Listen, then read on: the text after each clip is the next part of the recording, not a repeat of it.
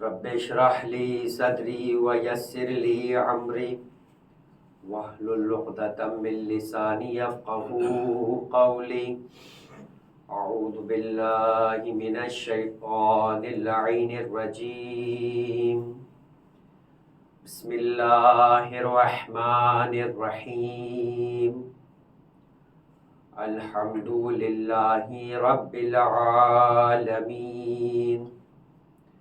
والحمد لله الدال على وجوده بخلقه وبمحدث خلقه على أزليته وباشتباههم على ألا شبه له لا تستلمه المشاعر ولا تحجبه السواتر لافتراق الصانع والمصنوع والحاد والمحدود والرب والمربوب بلا تأويل عدد ثم الصلاة والسلام على أشرف الأنبياء والمرسلين خاتم النبيين ورحمة للعالمين سيدنا ونبينا ومولانا أبي القاسم محمد اللهم صل على محمد وآل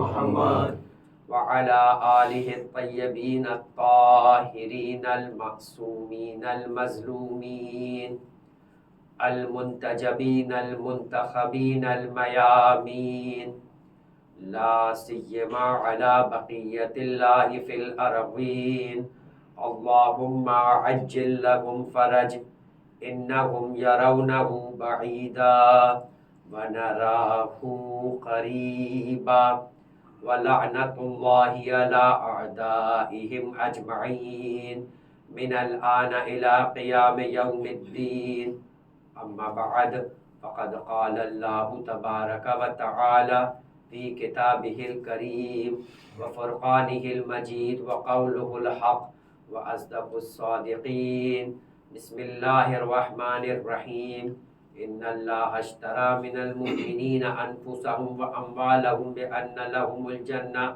فيقاتلون ويقتلون وعدا عليه حقا في التوراة والإنجيل والقرآن ومن أوفى بعهده درود پڑھے محمد والے اللهم صل على محمد وآل محمد.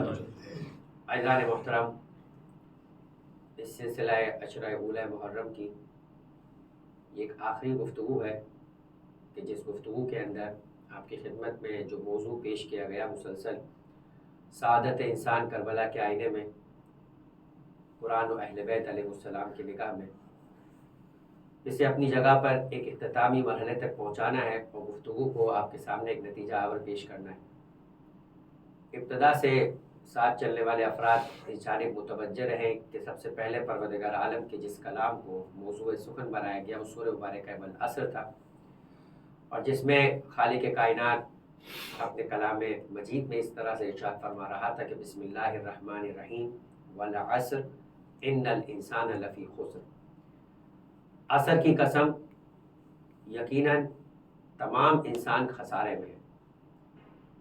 اس آیہ مجیدہ پر رک کر اس بات کو بیان کیا گیا تھا کہ والعصر پروردگار عالم اگرچہ کہ خود خالق کائنات ہے، سرنامہ کلام میں جب بھی کوئی عالم دین خطبہ پیش کرتا ہے تو اس بات کو کہتا ہے کہ وہ اصدق القائلین، کہ اس سے زیادہ سچا قول کہنے والا کوئی نہیں۔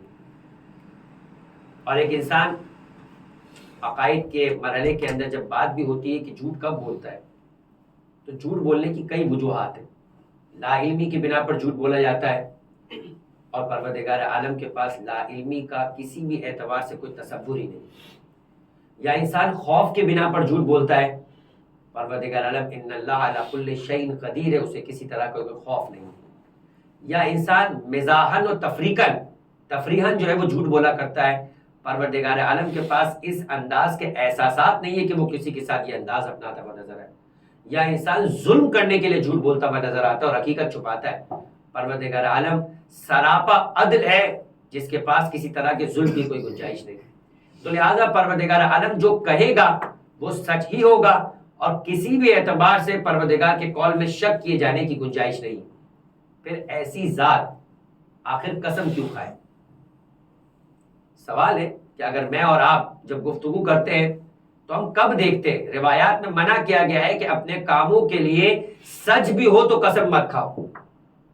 کہا سچی قسم کھانے کو بھی اہل بیت علیہ السلام اس قدر مضمون سمجھتے تھے کہ ایک مرتبہ سید سجاد امام زین العابدین علیہ افضل الصلاۃ والسلام اللهم صل على محمد وعلى محمد، ان کی اپنی ایک کنیز نے یا ایک زوجہ نے ان پر دعویٰ کیا کہ سید سجاد نے ہمارا مہر ادا نہیں کیا. قاضی کے دربار میں گئے. اسلامی قانون ہے کہ جب کوئی مدعی و منکر دو طریقے کار ہے. کہا کہ دعویٰ کرنے والے کے مقابلے میں اگر کوئی شخص اپنی بات کو ثابت کرنا چاہے تو اسے قسم کھانی ہے. سید سجاد حق پر تھے، قسم نہیں کھائی اور دوبارہ مہر ادا کر دیا. اور ان کی زوجہ نے اس کے بعد اقرار کیا کہ مہر مجھے ادا کر چکے تھے، میں ان کا اخلاق دیکھنا چاہ رہی تھی کہ قاضی کے دربار میں جانے کے بعد وہ کس طریقے سے رد عمل کرتے. تو سچ پر ہونے کے باوجود اہل بیت دوبارہ مال دنیا خرچ کر دینا چاہتے مگر خدا کے نام کو بیچ میں نہیں لایا کرتے. یہ انداز ہے. اور اسی لیے آپ نے دیکھا ہوگا، پروردگار عالم آپ کو توفیق عطا کرے کہ آپ حج اور عمرے کی سعادت انجام دیں. اس لیے کہ فقط حج اور عمرہ نہیں ہے، میں پہلے عرض کر چکا کہ مدینہ 6 معصومین کی زیارت گاہ بھی ہے، اور جس میں سب سے عظیم ترین کائنات جس کی خاطر بنی وہ سردار انبیاء، ختم الانبیاء، پیغمبر اکرم حضرت محمد مصطفیٰ صلی اللہ علیہ وآلہ وسلم. اللهم صل على محمد وعلى محمد، یعنی سرداروں کی فہرست میں دیکھی جائے تو سب سے بڑا سردار مدینے کے اندر مدفون ہے. اور اس کے بعد خوش شہزادی کون ہے جو سیدۃ النساء العالمین ہے. پھر پنجتن پاک کے اندر امام حسن مجتبی، پھر اس کے بعد امام سید سجاد، اور پھر اس کے بعد امام باقر اور امام جعفر صادق، اور پھر بنی ہاشم کی کئی ہستیاں ہیں کہ جس سے مولا کائنات کی اپنی والدہ جناب فاطمہ بنت اسد اور زوجہ امیر المؤمنین مادر جناب عباس ام البنین بھی وہاں دفن. تو یہ ساری زیارت گاہ حج اور عمرے کے صدقے میں انسان کو نصیب ہو جایا کرتی ہے. بلکہ انداز تھا معصومین کے اصحاب کا کہ حج مکمل کرنے کے بعد کہتے تھے کہ ہمارا حج مکمل نہیں ہے جب تک کہ معصوم کی بارگاہ میں آ کر حاضری نہ دے دے. تو اب یہی مدینہ ہے، اور اسی مدینے کے اعتبار سے آپ کو اس بات کو بیان کرنا ہے کہ دیکھیں یہ مدینہ جو ہے، جب مکے اور مدینہ انسان جاتا ہے تو حج کے اور عمرے کے مسائل میں کیا ہے، آپ سچ بھی کہیں تو آپ سے کہا جائے گا کہ قسم کھانا الاؤڈ نہیں، جدال نہیں کر سکتے. صحیح بات کے لیے بھی بحث کرنا، اور بحث اس نوبت تک پہنچ جائے کہ قسم کھانا اس پہ کفارہ آ جایا کرتا ہے. تو یہ ایک چیز پروردگار عالم کی بارگاہ میں پسندیدہ نہیں. مجبوری ایک الگ مورد ہے، لیکن پروردگار عالم خود اپنے کلام میں قسم کھا رہا ہے. تو سوال یہ کہ اگر انسان پھر بھی مجبور ہو کے قسم کھائے تو کب قسم کھاتا ہے؟ سامنے والے کو اعتبار دکھانے کے لیے. اپنی بات میں کچھ کمزوری ہے بھائی، کچھ اعتبار سے واقعہ اس انداز کا ہو گیا، شخصیت اس انداز سے داغدار ہو گئی، بات ایسی ہے کہ سامنے والا شاید اتنی جلدی بھروسہ نہیں کرے گا آپ پر، تو آپ قسم کھا کر اپنی بات کو وزنی کر دیا کرتے ہیں. مگر خدا کی ذات جو خود ہی اس قدر عالی ہو، خود ہی اس قدر گرا اور ثقیل ہو، پھر اسے کیا ضرورت ہے؟ تو علماء مفسرین یہ کہتے ہیں کہ پروردگار عالم بعض اوقات اپنی ذات کے اعتبار سے نہیں، بات کے اعتبار سے، کہ بات اتنی اہم ہے کہ سننے والے سمجھ جائے کہ اب ان باتوں سے صرف نظر نہیں کیا جا سکتا، بلکہ اس پر خاص رخ کے توجہ دی جانی چاہیے. اور پھر ایک مرتبہ فرمایا کہ اس کے ساتھ ساتھ کبھی کبھی وہ چیز کہ جس کی قسم کھائی جا رہی ہے اس کی اہمیت کو دکھانا ہوتا ہے. یاسین، طٰہٰ، والتین والزیتون. اسی طریقے سے پروردگار عالم نے فرمایا کہ لقد خلقنا، یعنی اس جگہ کے اعتبار سے فرمایا کہ وہذا بلد الامین. تو ہر اعتبار سے جگہوں کی یا مقام کی عظمت دکھانے کے لیے بھی قسم کھائی جاتی ہے. والفجر واللیالی، اس انداز سے کہ اس فجر کے وقت کی قسم کھائی گئی کہ جس کے بعد مسلسل 10 راتوں کا آنا ہے. تو یہاں پر پروردگار عالم عصر کی قسم کھا رہا ہے، اور اسی لیے علماء نے بحث کی ہے کہ عصر سے مراد زمانہ ہے، یہ کوئی خاص زمانہ ہے یا مطلق زمانہ ہے. یہاں پہ مفسرین کی آراء مختلف ہو گئی. ابھی ان آراء پہ ہمیں بات نہیں کرنی، لیکن پروردگار عالم اتنا ہے کہ قسم کھا کر بتا رہا ہے کہ دیکھو تمام انسان خسارے میں ہے، اور اس بات سے کسی بھی طریقے سے تمہاری توجہ نہ ہٹ نہیں پائے کہ انسان چاہے کہیں کا انسان ہو، انسان چاہے کسی نسل کا ہو، انسان چاہے کسی رنگ کا ہو، انسان چاہے کسی علاقے کا ہو، انسان چاہے کسی قوم کا ہو، انسان چاہے اپنی مادی اعتبار سے گرچہ کہ میں نے اس بات کو بیان کیا تھا کہ واحد انسان نامی مخلوق ہے کہ جسے بنانے کے بعد خدا نے اپنے آپ پر ناز کیا. فرمایا کیا؟ لقد خلقنا الانسان فی احسن تقویم. نہ جنوں کو بنانے کے بعد خدا نے یہ کہا، نہ فرشتوں کو بنانے کے بعد خدا نے یہ کہا، انسانوں کو بنانے کے بعد خدا کہتا ہے لقد خلقنا الانسان فی احسن تقویم. کیا بہترین انداز کی مخلوق ہم نے بنائی ہے. اور صرف اتنا نہیں، پھر ناز کرتا ہے تبارک اللہ احسن الخالقین، کہ میں جو اس مخلوق کا بنانے والا ہوں وہ کتنا عظیم اور کتنا بہترین خالق ہے. اس کے باوجود کہہ رہا ہے کہ ان الانسان لفی خسر، اور کسی طرح کا پروردگار عالم نے یہ انسان کے اوپر جو الف لام لگا ہے، عربی اعتبار سے اسے کہتے ہیں کہ الف لام جنس ہے. جب کسی انسان یعنی کسی مادے کے اوپر، کسی لفظ کے اوپر جو نکرہ ہو داخل ہو جائے تو یہ تمام کے معنی دیتا ہے، یعنی تمام کے تمام انسان خسارے میں. اور کیسا خسارہ ہے؟ فخر الدین رازی اہل سنت کا ایک بہت بڑا مفسر، اور ان کی تفسیر کی ایک بہت بڑی کتاب تفسیر کبیر، وہ یہ کہتے ہوئے نظر آتے ہیں کہ مجھے نہیں سمجھ میں آ رہا تھا کہ خدا نے بنایا، بہترین انداز سے بنایا، اور پھر اس کے بعد خدا زمانے کی قسم کھا کر یہ کہہ رہا ہے کہ انسان خسارے میں. اگر ہلکا ترین معنی بھی لیا جائے اور ظاہری معنی بھی لیا جائے تو اصل کا مطلب ہے زمانہ. زمانے کا مطلب کیا ہے؟ یہ پورا لیل و نہار، یہ کہ جو وقت کو بنا رہا ہے، جو سالوں کو بنا رہا ہے، جو صدیوں کو بنا رہا ہے، یعنی جب سے کائنات بنی ہے تب سے اب تک، یہ زمانے کی قسم کھا کے خدا کہہ رہا ہے کہ جب سے کائنات بنی ہے جب تک کائنات رہے گی، اس پورے زمانے کے اعتبار سے جو احاطہ رکھ سکتا ہے وہ سوائے خالق کے کوئی نہیں، سوائے خالق کے کوئی نہیں ہے. جو اس وقت بھی تھا جب زمانہ نہیں تھا، جس نے زمانے کو بنایا ہے وہ خالق ہے. وہی کہہ سکتا ہے کہ زمانے کی قسم انسان خسارے میں ہے. یعنی جب انسان نہیں تھا تب بھی زمانہ تھا، اور جب زمانہ نہیں تھا تب بھی خدا تھا. اور وہ کہہ رہے ہیں کہ سارے کے سارے انسان خسارے میں. کب مجھے نہیں سمجھ میں آیا، لیکن ایک بزرگ نے کہا کہ کئی سالوں کی محنت کے بعد میں نے بازار میں ایک فرد کو گھومتے ہوئے دیکھا جو ایک بات کہہ رہا تھا، اور اس نے مجھے یہ بات سمجھا دی. کہا وہ کاروبار کر رہا تھا برف بیچنے کا. یہ آج کا زمانہ تو نہیں ہے کہ بڑے بڑے کولڈ اسٹوریج ہو کہ جس کے اندر برف کو بھی رکھا جائے کہ جو سالوں تک محفوظ ہو سکے. وہ برف بیچ رہا تھا، برف بنا اور بازار میں لے کر بیٹھنا ہے. تو کیا کہہ رہا تھا؟ ارحم من یذوب رأس مالہ، ارحم من یذوب رأس مالہ، رحم کرو اس پر کہ جس کا رأس المال، جس کا کیپٹل بہ رہا ہے. اب مجھے سمجھ میں آیا کہ انسان کیوں خسارے میں ہے. کہ انسان چاہے نہ چاہے، یہ برف بیچنے والا چاہے نہ چاہے، اس کی برف پگھلنی ہے. یہ ایسی آئٹم لے کر نہیں بیٹھا ہے کہ جو پڑی ہے تو پڑی ہے. پلاسٹک بیچ رہا ہے، لوہا بیچ رہا ہے، پڑا ہوا ہے لوہا، سالوں پڑا رہے گا. بہت تو کیا موسم کی وجہ سے زنگ لگ جائے گا، مگر چیز پڑی ہوئی ہے. کب برف ایسی نہیں ہے صبح لے کر بیٹھے گا دوپہر کو ختم ہو جائے گا، نہ بھی چاہے تو اس کا راس المال ختم ہو جائے گا. تو لوگوں کو کہہ رہا تھا رحم کرو اس پر کہ جس کا راس المال پگھل رہا ہے. کہا ہم اور آپ انسان بھی ایسے ہی ہے، جو چاہے نہ چاہے اس کا دن گزر جائے گا، جو چاہے نہ چاہے اس کی عمر گزر جائے گی، جو چاہے نہ چاہے اس کی عمر اس طرح سے تمام ہو جائے گی. کیا امیر المومنین فرماتے موتو قبل ان تموتو، مر جاؤ اس سے پہلے کہ تمہیں موت آئے. یعنی کہنا کیا چاہ رہے؟ موت کے آنے کے بعد تم کہو گے کاش کہ مجھے اور زندہ رہنے مل جاتا. کہ یہ اور نہیں ہونا، اس سے پہلے کہ اس اور کہنے کا وقت آئے سمجھو کہ تم آج ہی مر گئے. آج ہی مر گئے ہو. آج ہی مر جانے کا مطلب کیا ہے؟ آج ہی حساب کتاب دینے کے لیے تیار. آج ہی اگر تمہیں خالق کی بارگاہ میں پیش کیا جائے اور پوچھا جائے کہ کیا کما کر آئے ہو، کہاں خرچ کر آئے ہو، کس پر خرچ کر کے آئے ہو، کس کے لیے کما رہے تھے، تو تمہارے پاس ان 4 سوالات کے جواب ہو.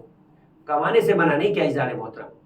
امیر المومنین کے سامنے میں نے انہی گفتگو میں کہا کہ امیر المومنین اس ذات کا نام تھا کہ جو خلافت کے حصول کے بعد، کہ جس خلافت کے اوپر دنیا اتنی مر مٹی کہ اپنے ایمان کو چھوڑ دیا، ایمان کو نہیں جنازہ رسول کو بھی چھوڑ دیا. کائنات پوچھے نا کہ چند مہینوں پہلے جس کے ساتھ حج کرنے والوں کی تعداد 1,24,000، 1.25 لاکھوں کا مجمع بتایا جا رہا ہے، اس کے جنازے کے اوپر کل کتنے افراد موجود تھے؟ یہ بھی مسلمانوں کی ہسٹری ہے کہ مسلمانوں سے پوچھا جائے. سمجھ میں آتا ہے کہ تم تاریخ ولادت میں اختلاف کر لو اور کہو کہ جس وقت وہ پیدا ہوئے تھے اس وقت تاریخ نہیں تھی، مگر اس کے بعد کی تو تاریخیں تم نے اتنی محفوظ رکھی ہے کہ اگر پیغمبر کس انداز سے مسواک کرتے تھے، کس طرح کا لباس پہنتے تھے، کس طرح سے مسکراتے تھے، کیسے وضو کرتے تھے، کہاں رکتے تھے، کہاں بولتے تھے، سب کچھ تم نے لکھ دیا، تو کیوں نہیں بتاتے کہ پیغمبر کے جنازے پر کتنے لوگ موجود تھے، اور اگر نہیں تھے تو کون سا حادثہ ہوا تھا کہ جو وہاں موجود تھے؟ تو یہی خلافت تھی، یہی حکومت تھی کہ جب امیر المومنین کے ہاتھ میں آئی تو مقام ذکار کے ابن عباس کے سامنے بیٹھے ہوئے اپنی جوتیوں کو سی رہے تھے، اور ایک مرتبہ ابن عباس سے سوال کیا، چونکہ بیان کر چکتا ہوں لہٰذا تیزی سے جاؤں گا یہاں سے، کہ پوچھا ابن عباس بتاؤ اس جوتیوں کی قیمت کیا ہے؟ کہا مولا اس پر تو اب کوئی پیوند لگانے کی بھی جگہ نہیں بچی، پیوند لگانے کی بھی جگہ نہیں بچی کہ کیا قیمت بتاؤ؟ کہا پھر بھی کچھ تو قیمت ہوگی، پہننے میں تو آ رہی ہے۔ تو ایک مرتبہ کا شاید 1 درہم اب لگا کہ مولا کا دل رکھنے کے لیے کہہ دیا، ورنہ شاید 1 درہم تو مطلب اس سے بھی کچھ کم۔ تو امیر المومنین نے بے ساختہ جواب دیا، اے ابن عباس تمہاری اس خلافت کی اہمیت علی کی نگاہ میں ان جوتیوں سے بھی کمتر ہے۔ علی اس خلافت کا محتاج نہیں ہے، یہ خلافت علی کی محتاج ہے، یہ خلافت علی کی محتاج ہے۔ لہٰذا اگر نظام عدل نہ چلانا ہوتا تو علی کو کوئی غرض نہیں ہے کہ علی اس خلافت کو سنبھالنے آئے۔ عزیزان محترم، اتنا بے غرض قسم کے مولائے کائنات جو دنیا کو کہہ رہے غرق دنیا، کہ دنیا میں نے تجھے طلاق دی اور اب علی کے پاس واپس آنے کی گنجائش نہیں ہے، ایسے ہی علی کے سامنے کچھ لوگ ہوتے ہیں کہ جو ساتھ ساتھ چلتے اور وہ اپنے کمال کی بنا پہ نہیں، خوشامد کی بنا پر آگے بڑھ جانا چاہتے ہیں۔ لہٰذا ایک مرتبہ امیر المومنین کے ساتھ ہی امیر المومنین بیٹھے ہوئے گفتگو کر رہے تھے، ایک شخص کھڑا ہوا اور دنیا کو برا بھلا کہنا شروع کر دیا تاکہ علی کے دل میں اس کی عزت بڑھ جائے۔ جیسے یہ کہا امیر المومنین نے اسے خاموش کر دیا، کہا کس انداز کی لایانے اور باطل گفتگو کر رہے ہو؟ لوگ حیران ہو گئے، علی کے سامنے دنیا کی مذمت، علی کو خوش ہونا چاہیے کہ یہ ہے کوئی علی کو بھی سمجھنے والا، لیکن مولا کائنات اسے ڈانٹ رہے۔ اور ایک مرتبہ امیر المومنین نے جو بلاغہ میں پورا خطبہ دیا کہ تم سمجھتے کیا ہو دنیا کیا ہے؟ الدنیا متجر اولیاء اللہ، دنیا وہ جگہ ہے کہ جہاں پہ اولیاء خدا تجارت کیا کرتے۔ بھائی یہ دنیا نہ ہوتی تو عبادت کہاں انجام پاتی، یہ دنیا نہ ہوتی تو رزق حلال کہاں کمایا جاتا، یہ دنیا نہ ہوتی تو والدین کا احترام کر کے اپنی عاقبت کون بناتا، یہ دنیا نہ ہوتی تو اولاد کی تربیت کر کے کون اپنی جنت بناتا، یہ دنیا نہ ہوتی تو کیسے خلق خدا کی مدد کی جا سکتی تھی اور ان کی ضرورت پوری کی جا سکتی تھی۔ یہ دنیا خدا نے بازار بنایا ہے، مگر اسے بازار سمجھ کے اس میں رہو، اس دنیا کے نہ ہو کے رہ جاؤ۔ اس بات کو اور سمجھنا ہے تو امیر المومنین کا وہ خطبہ جو خطبہ نمبر 207 ہے۔ امیر المومنین جنگ جمل سے فارغ ہوئے، خلافت کے بعد یہ پہلی جنگ تھی۔ امیر المومنین کے ایک ساتھی تھے، ایک چاہنے والے تھے جن کا نام تھا علا ابن زیاد حارثی، بصرہ میں رہتے تھے، جنگ جمل بصرہ میں ہوئی تھی، مگر اپنی بیماری کی وجہ سے مولا کے ساتھ نہ آ سکے۔ لوگوں نے خبر دی ایک مسلمان کا، ایک مومن کا دوسرے مومن پر حق ہے، اور اس حق کی وجہ سے خوشی میں شریک ہونا، غم میں شریک ہونا، بیمار ہو تو عیادت کو جانا، مشکل میں ہو تو اس کی مدد کو پہنچنا، یہ ساری وہ چیزیں ہیں کہ جو ایک عام مومن پر فرض ہے۔ تو بتائیے کہ جو امیر المومنین وہ ان فرض کی کتنی رعایت کرتے ہوں گے۔ پہنچے ایک مرتبہ اپنے اس صحابی کے گھر پر، پہنچنے کے بعد امیر المومنین نے ایک عجیب منظر دیکھا، اور یہ پورا منظر نہج البلاغہ کے اندر اس خطبے میں موجود ہے، میں آپ کے سامنے پیش کروں۔ ایک مرتبہ درود پڑھے محمد والے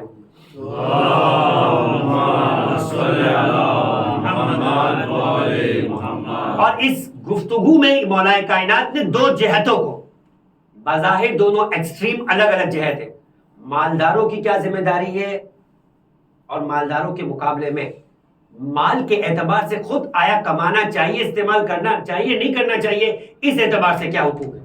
امیر المومنین گئے، بہت بڑا گھر، عالی شان گھر، اتنا بڑا گھر دیکھ کر امیر المومنین نے بے ساختہ ایک جملہ کہا، فرمایا ما کنت تصنع بسعت هذه الدار فی هذه الدنیا، اتنے بڑے گھر کی اس دنیا میں تمہیں کیا ضرورت؟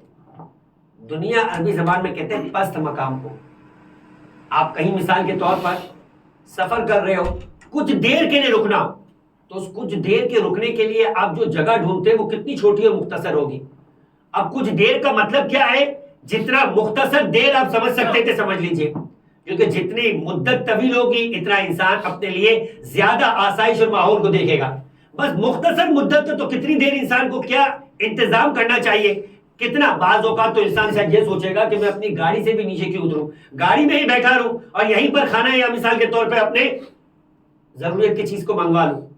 شاید نیچے اتر کے ہوٹل بھی بک نہیں کرے گا, ریسٹورنٹ میں بھی نہیں جائے گا. یہ دنیا ہے جو اتنی پست, دنیا کا مطلب ہے پست جگہ.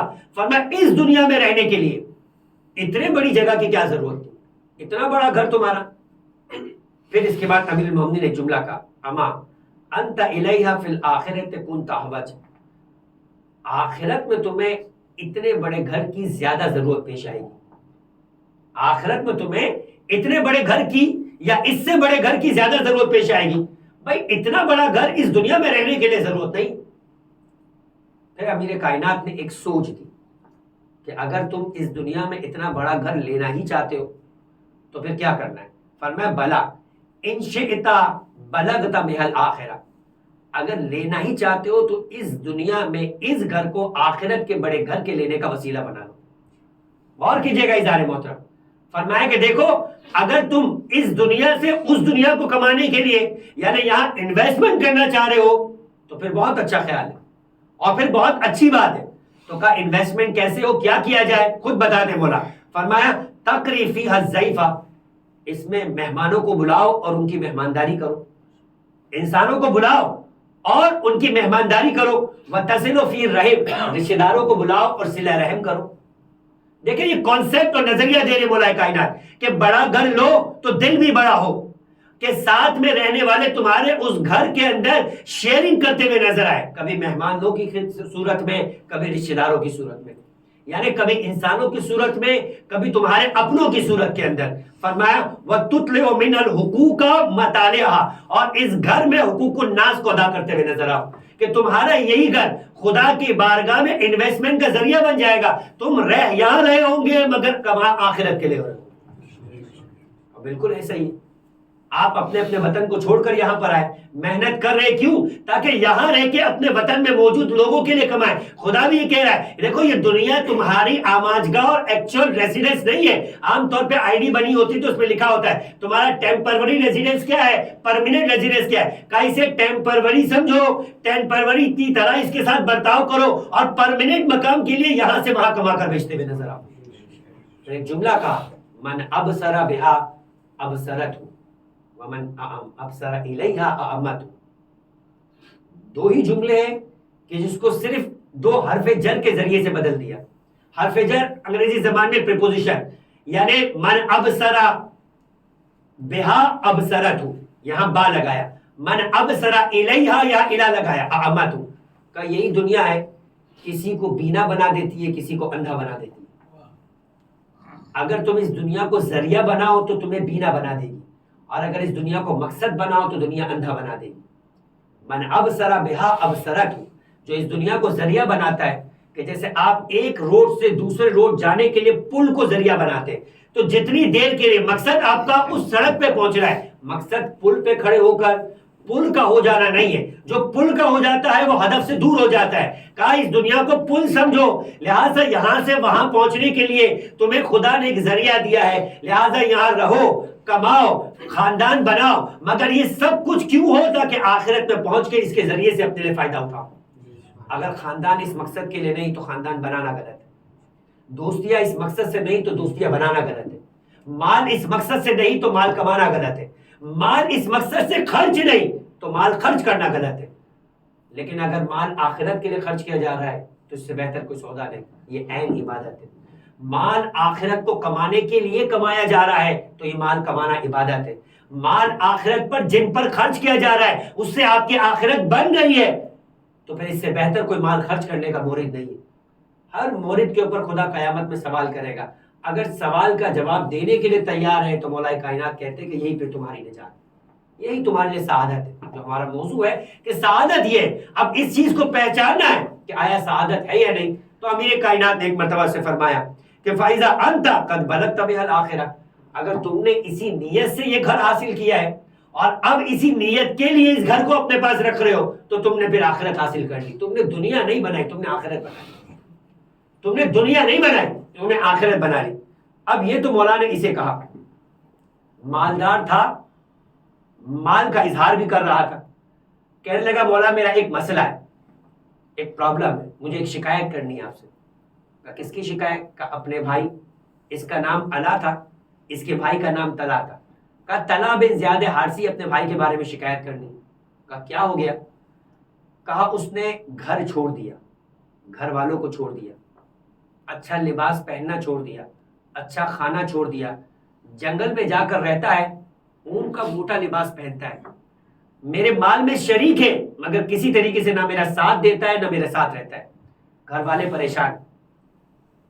جیسے یہ کہا فقال له العلا یا امیر المؤمنین اشکو الیک اخی عاصم ابن زیاد حارثی، میں اپنے بھائی عاصم کی شکایت کر رہا ہوں۔ قال وما له، کیا ہوا؟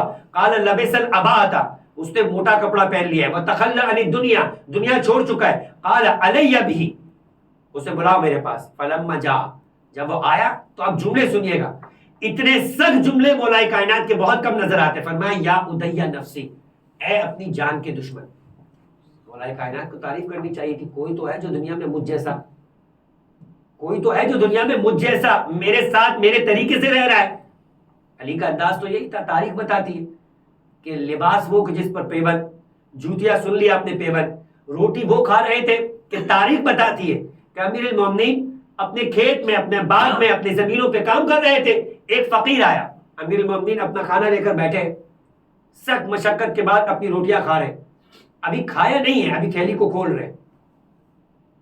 امیر المومنین کی جو غذا تھی وہ ایسی تھیلی میں ہوتی تھی جس پہ مہر لگی ہوتی تھی، جسے کسی کو کھولنے کی اجازت نہیں ہوتی تھی کہ اس میں کچھ اضافہ نہ کرے۔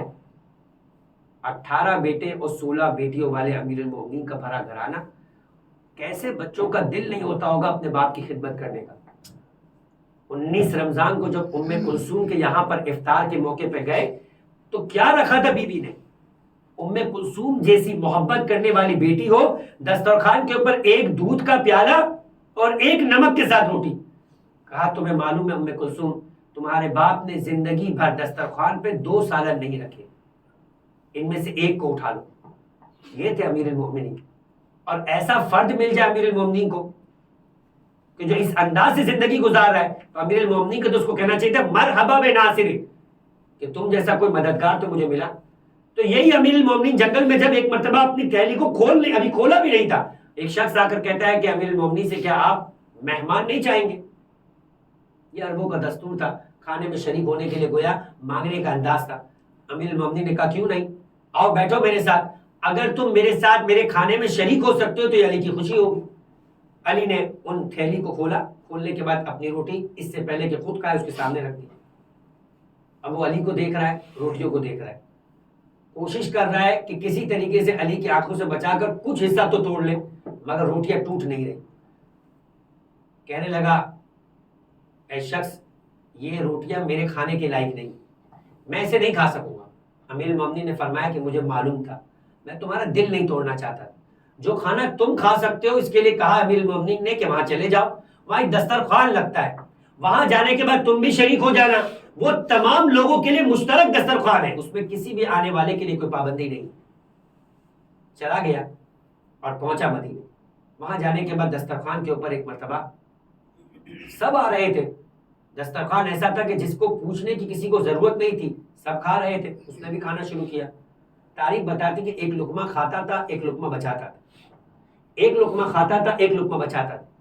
امام حسن کی نگاہ پڑ گئی، فرمایا کہ اگر تیرے اہل و عیال ہے اور انہیں بھی کھانے کی ضرورت ہے تو پریشان مت ہو، اطمینان سے کھا، اور جانے کے بعد جاتے جاتے اپنے گھر والوں کے لیے بھی کھانا لے جانا۔ تو جملہ کہا اس نے، کہا کہ میں اپنے گھر والوں کے لیے فکر مند نہیں، مگر جس نے مجھے اس دسترخوان کا پتہ بتایا ہے وہ ایسی روٹیاں کھا رہا تھا کہ جس روٹی کو میں کھا نہیں سکا۔ میں نے کہا کہ جس نے مجھے احسان کر کے راستہ بتایا ہے میں اس احسان کا کچھ تو بدلہ اتار دوں۔ تو ایک مرتبہ امام حسن مجتبیٰ کی آنکھوں میں آنسو آ گئے، کہنے لگے وہ کوئی اور نہیں ہے، وہ میرا بابا علی مرتضیٰ ہے، اس کائنات کا امیر ہے، وہ اپنے اختیار سے اس طرح کی روٹی کھا رہا ہے۔ لیکن جب لوگوں کو کھلانے کی بات آیا کرتی تھی تو بہترین قسم کا کھانا تیار کر کے بھیجا کرتے۔ عزیزان محترم، علی جب اس طرح کی غذا کھا رہے اور اس طرح کی غذا کے کھانے والے کا تذکرہ سنا تو علی کو خوش ہونا چاہیے، مگر امیر المومنین جملہ کہہ رہے یا ادیا نفسی، اے اپنی جان کے دشمن، لقد استحام بک الخبیث، کیا تجھے اس خبیث ابلیس نے کسی وہم میں مبتلا کر دیا ہے کہ تو یہ سمجھ رہا ہے کہ خدا تجھے نعمتیں دے گا اور نعمتوں کے استعمال پہ تجھ پہ اعتراض کرے گا؟ نعمت کو جیسے خدا نے کہا ہے اگر اس طرح سے خرچ کرے گا تو اس خرچ کرنے پر بھی خدا ثواب عطا کرے گا۔ اور پھر جملے امیر المومنین کے فرمایا اما رحمت اہلک و ولدک، کیا تجھے اپنے گھر والوں پر اپنی اولاد پر رحم نہیں آتا؟ اتر اللہ احل لک الطیبات وہو یکرہ ان تاخذها، اس نے تیرے لیے حلال کو حلال کیا ہے اور پھر بھی اس کے استعمال پہ تجھ سے ناپسندیدگی کا اظہار کرے گا۔ انت اہون علی اللہ من ذلک، تو خدا کے مقابلے میں اس سے کہیں پستر ہے۔ وہ کریم ابن کریم ہے، اپنے دسترخوان پہ جب کوئی آ جایا کرتا ہے تو نہ اس کے نوالے گنتا ہے یا دیکھتا ہے کہ وہ کتنا لے کر گیا ہے۔ اس نے پوری کائنات سجا کے رکھ دی، وہ اسے لینے میں، اسے حاصل کرنے میں، اسے کمانے پر اعتراض نہیں کرتا۔ کیسے کمایا جائے اور کیسا خرچ کیا جائے مسئلہ سارا اس کا ہوا کرتا ہے۔ فرمایا اس کے بعد کالا، اب وہ کہنے لگا اپنے ہاتھوں کو گویا اٹھا کر، یا امیر المومنین سلمنا واتینا، آپ نے کہا میں نے مان لی، آپ مولا ہے، لیکن ھذا انت فی خشونۃ ملبسک وجشوبۃ ماکلک، میں تو آپ کی طرح کا کھانا چاہتا تھا اور آپ کی طرح کا پہننا چاہتا تھا۔ دیکھیں اس کی نیت خراب نہیں، لیکن امیر المومنین نے بتایا اسی عشرے کے دوران میں نے آپ سے کہا کہ صرف کوئی چیز اپنا لینا کافی نہیں ہے۔ بعض اوقات انسان سمجھ رہا ہوتا ہے کہ میں بہترین کام کر رہا ہوں، مگر اہل بیت تو قرآن سے پوچھے کہ یہ کام بہترین ہے بھی یا نہیں، وہ بتائیں گے کہ یہ بہترین ہے یا نہیں، تب انسان سعادت تک پہنچے گا، ورنہ اپنی دانش میں سعادت سمجھ کے بھی انسان بہکتا ہوا جا رہا ہوگا۔ اس نے کہا مولا میں تو آپ کو دیکھ رہا ہوں، آپ کی طرح کا لباس اور آپ کی طرح کی غذا کھا رہا ہوں۔ کیا جواب دیا؟ وَيْحَكَ انی لستک انت، افسوس تو تجھ پر، تو کہاں اور میں کہاں۔ یہ جملہ ہے انی لستک انت، آج کی دنیا میں یہ کون بولتا ہے؟ آپ کے پاس چلانے کے لیے سائیکل بھی نہ ہو اور وزیر اعظم جو ہے یا وزیر مثال کے طور پہ گاڑیوں میں جا رہا ہے اور آپ اسے ایک مرتبہ یہ کہیں بھائی تمہارے پاس تو دیکھو گاڑیوں کا قافلہ ہے اور میرے پاس سائیکل بھی نہیں، تو وہ کہے گا انی لستک انت، کہ تو کہاں اور میں کہاں۔ یعنی وہ اتنا مال رکھ کر یہ کہتا ہے، اور امیر المومنین اتنا جھوٹا اور اتنا چھوٹا اور اتنا نقص دنیا کے اعتبار سے کم ترین غذا کھا کر کہتے ہیں تو اور میں برابر نہیں ہے۔ یعنی کیا کہنا چاہ رہے ہیں امیر المومنین نے آگے وضاحت کہ ان اللہ فرض علی ائمۃ العدل ان یقدروا انفسهم بضعفۃ الناس، خدا نے ہم ائمہ کی ذمہ داری یہ قرار دی ہے کہ ہم کمزور ترین طبقے کے مطابق زندگی بسر کریں۔ کیوں؟ کیلا یتبیگ بالفقیر فقرہ، تاکہ فقیر اپنے فقر کی وجہ سے اپنے دل میں پریشان نظر نہ آئے۔ یہ علی کے ساتھ دسترخوان پہ شریک تھا، علی کی روٹیوں میں شریک نہیں ہو سکا۔ اب یہ کبھی علی کو دیکھ کر پریشان نہیں ہوگا کہ میرے پاس کھانے کو نہیں ہے۔ کہا میرا امیر جو کہ خلیفہ وقت اور حاکم وقت و کل کائنات کا مالک ہے، جب وہ اتنی سوکھی روٹیوں کے ساتھ زندگی بسر کر رہا ہے تو مجھے تو خدا کا شکر ادا کرنا چاہیے کہ مجھے ایسا دسترخوان مل رہا ہے۔ پھر نہ وہ اپنے اس مال کی وجہ سے چوری کرے گا، نہ ڈاکہ ڈالے گا، نہ کسی امیر کی طرف حسد کی نگاہ کرے گا۔ فرمایا ہم ائمہ کا، ہم حاکموں کا حق یہ ہے کہ پست ترین زندگی بسر کر کے اپنے رعایا کے اندر فقیر ترین فرد کے دل کو بھی کبھی بنا دیا کرتے ہیں۔ انی لستک انت، تیری یہ ذمہ داری نہیں۔ اما بنعمت ربک فحدث، جو خدا نے تجھے نعمتیں دی ہے اسے استعمال کر، اپنے گھر والوں کے لیے مشکلات پیدا نہیں کر۔ دین ایسی طرح سے رہنے کو حکم نہیں دیتا، دین کہتا ہے کہ جو آدمی بہترین کما سکتا ہے وہ بہترین کمانے کی کوشش کرے، مگر حلال طریقے سے، اور خرچ بھی حلال انداز سے کرے۔ عزیزان محترم، تو یہاں پر فرمایا امیر المومنین نے کہ دنیا کماؤ، کسی نے انکار نہیں کیا، مگر دنیا کمانے کا تمہارا انداز ایسا ہو کہ جس کی وجہ سے تم خدا کی راہ کو بھولتے ہوئے نظر نہ ہو۔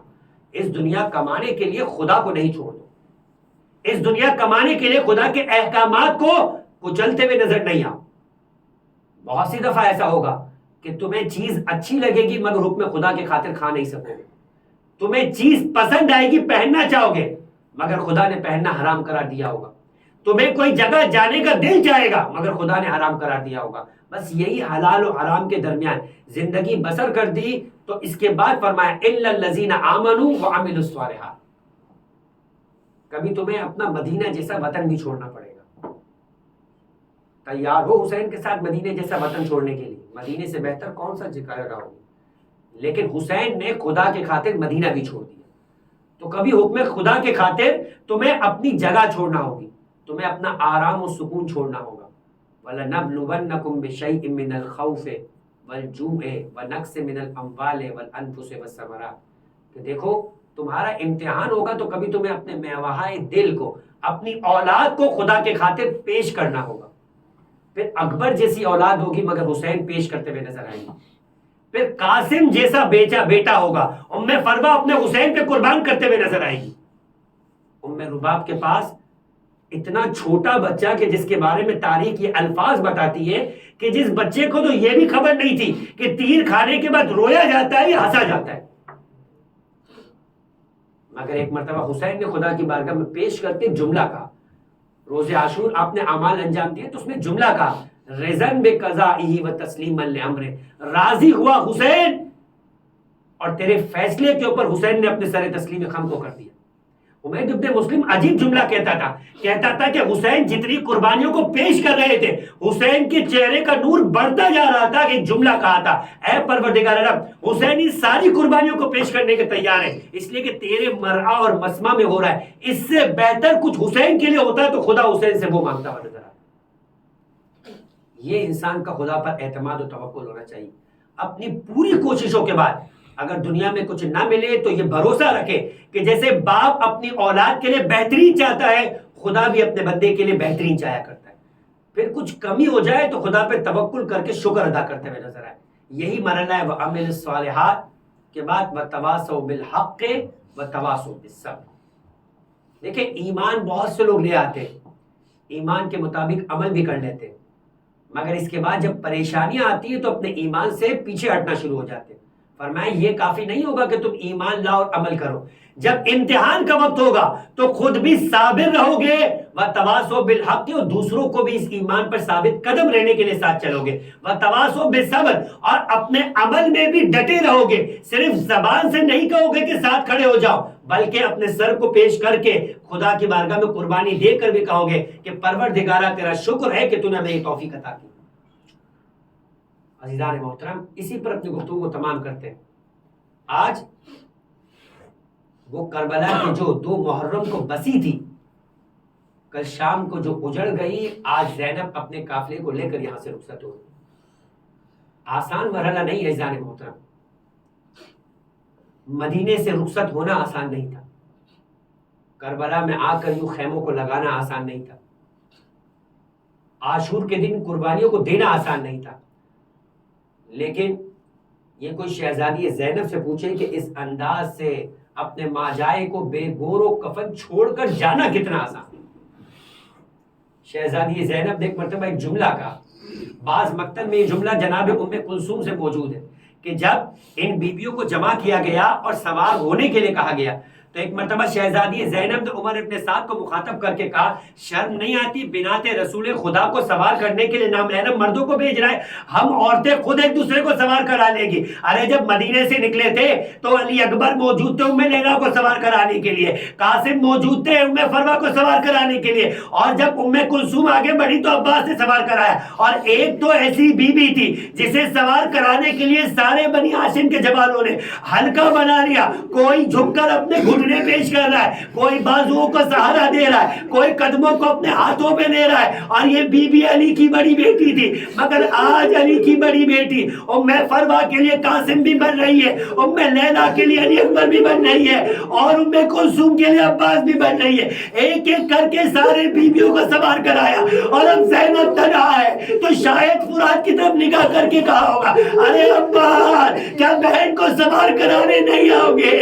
بس ایک بار کسی طریقے سے زینب سوار ہوئی. جب سید سجاد کو سوار کیا تو ایک بار ارے اس انداز سے کہ سید سجاد کے ہاتھوں میں ہتھکڑیاں ہے، گلے میں توق ہے، پاؤں میں بیڑیا ہے، کسی طریقے سے بے پالان اونٹ پر سید سجاد سنبھل نہیں پا رہے تھے. بس سنو گے عمر ابن سعد نے حکم دیا ارے سجاد کی غربت کو یاد کر کے لو کہ گردن میں رسی باندھ کر اونٹ کی گردن کے ساتھ باندھ دی گئی، پیروں پیروں میں رسی باندھ کے اونٹ کے شکم کے ساتھ باندھی، اونٹ دوڑتا جاتا تھا، سید سجاد کے ران کا گوشت زخمی ہوتا جاتا تھا۔ اسی غربت میں سید سجاد ارے جب مقتل سے ہو کر گزرے تو ایک بار ایک بی بی نے اپنے آپ کو اونٹ سے گرا دیا۔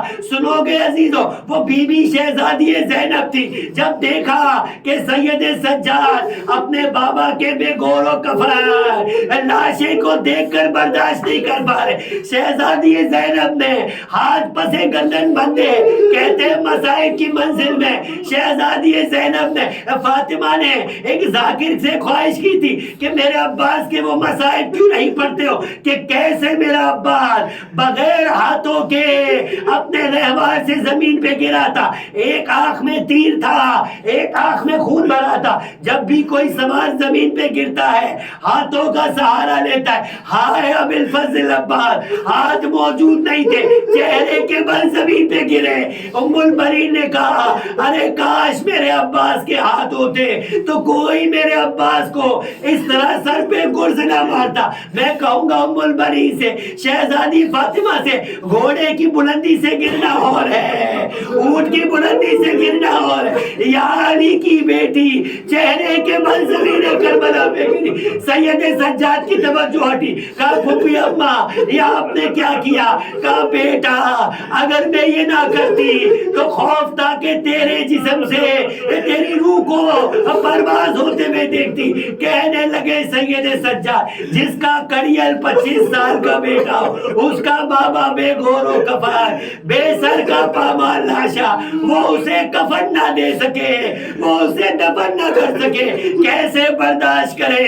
پس عزیزو یہ قافلہ چلا، انہوں نے اپنے نجس لاشوں کو دفنایا، مگر جب 12 محرم آئی تو بنی اسد کی عورتیں پانی بھرنے کے لیے نہر فرات کے کنارے آئے۔ جب کربلا کی سرزمین پر حسین پہنچے نا تو اس زمین کو خریدا تھا اور بنی اسد والوں کو دوبارہ بخش دیا تھا، 2 شرطوں کے ساتھ کہ جب میرے چاہنے والے میری زیارت کرنے والے آئے تو میری قبر کا نشان بتا دینا اور دیکھو ہمارے لاشوں کو دفنا دینا۔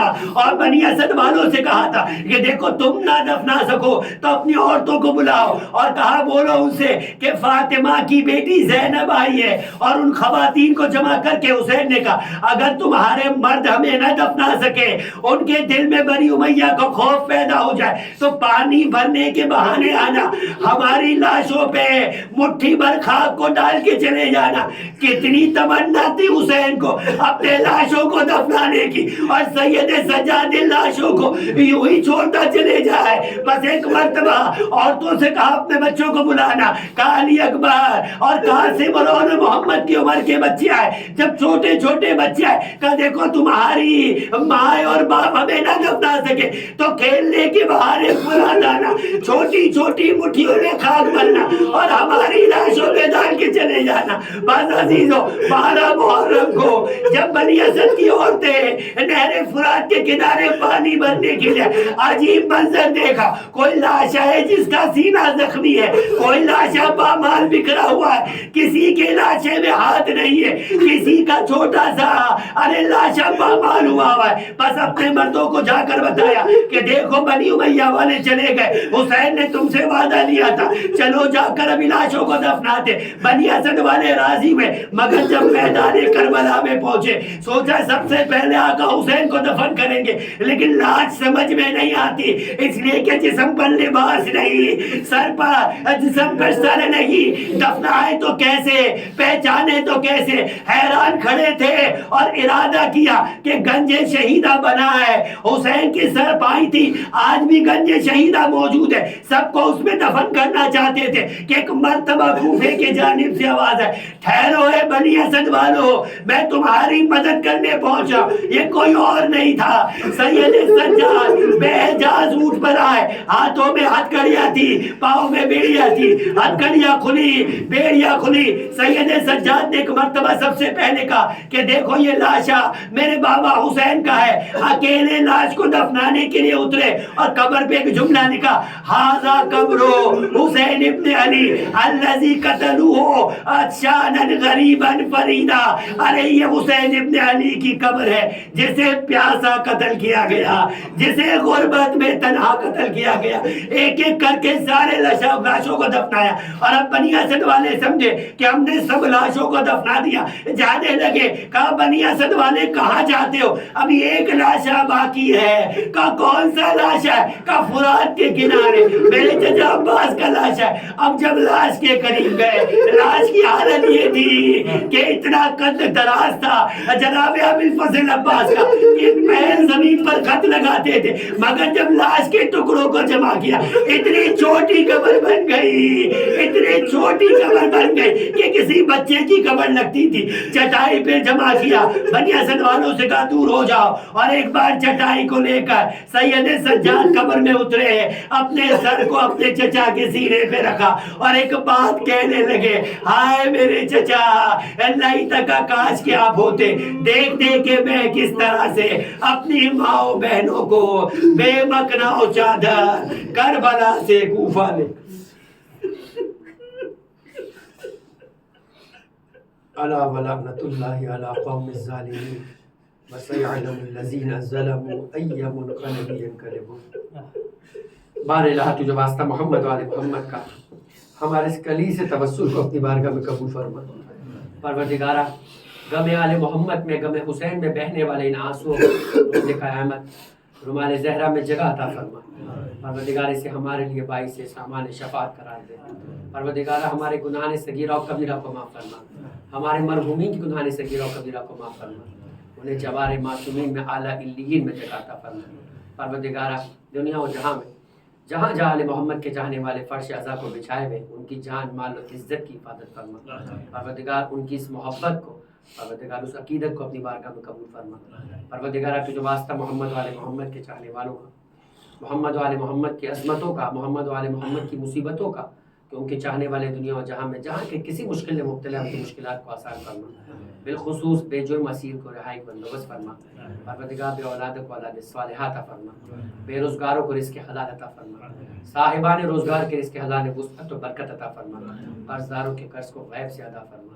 پروردگار، ظلم و ظالم کے خاتمے کے لیے، کربلا والوں کا انتقام لینے کے لیے اپنی آخری حجت امام اشرف الزمان کے ظہور میں تعظیم فرما، ہمیں ان کے اعوان و انصار میں شمار فرما، ان کے دل کو ہم سے راضی و خوشنود فرما۔ وتقبل منا انك انت السميع العليم وتب علينا انك انت التواب الرحيم برحمتك يا ارحم الراحمين۔